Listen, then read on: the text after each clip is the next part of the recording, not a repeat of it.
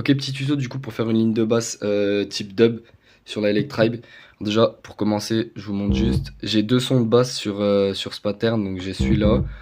Alors c'est le Sine, le son, voilà. Après, bah, bien sûr, vous le pitchez en -63. Après, edit, je suis à peu près à 30. Après ça, vous regardez un peu ce que vous voulez pour le faire le son, c'est pas le plus important. Ensuite, dans mon séquenceur, donc là je suis en 4 mesures, mais dans mon séquenceur, en gros, j'ai ce motif-là. Donc j'ai les 5 premiers, un trou, et après sur en bas, j'ai les tous sauf le dernier. Donc j'ai ça sur les 3 premières mesures. Il y a que sur la 4, j'ai une petite variation où en gros je laisse un trou sur la première ligne entre chaque deux pads. Et après la dernière ligne en basse pareil. Donc après moi pour les notes de ma ligne de basse, en fait j'ai enregistré sur le keyboard. J'ai fait mon truc en enregistrant ici avec l'enregistreur. Mais en soi, après, vous pouvez tout modifier avec le step edit. Donc là, je vais vous montrer. Déjà, je vous fais juste écouter la ligne de basse.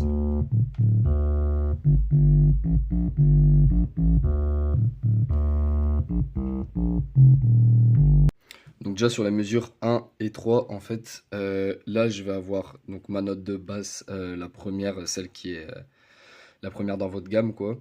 Là, après, sur les 3 ici, j'ai la petite variation. En gros, je descends juste d'une octave. Et après, je reviens sur ma note. Donc ça fait ça.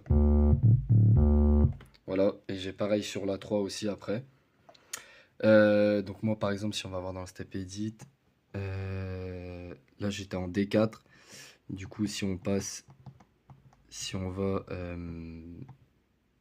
mince, si on va sur le numéro 5, hop, là je suis en D3 du coup, je suis descendu d'une octave, et c'est ce que j'ai fait du coup pour ma mesure 1 et ma mesure.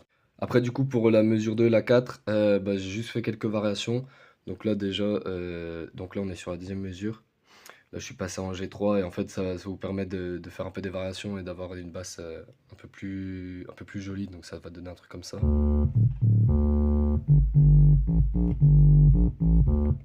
Après, voilà, au niveau de la mélodie, ça, c'est vous qui faites ce que vous voulez en fonction aussi de votre morceau que vous créez, quoi. Après, là, ici, j'ai mon deuxième son de basse. Donc, qui sonne un peu plus, comment dire, un peu plus sec, un peu plus dur.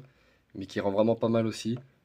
Sur le séquenceur, donc sur ma première mesure, j'ai les 5, un trou, un trou. Dans le deuxième, j'ai tout rempli sauf le dernier. Le troisième, il y a tout. Et le quatrième, faut juste laisser un petit espace à la fin. Donc elle sonne comme ça.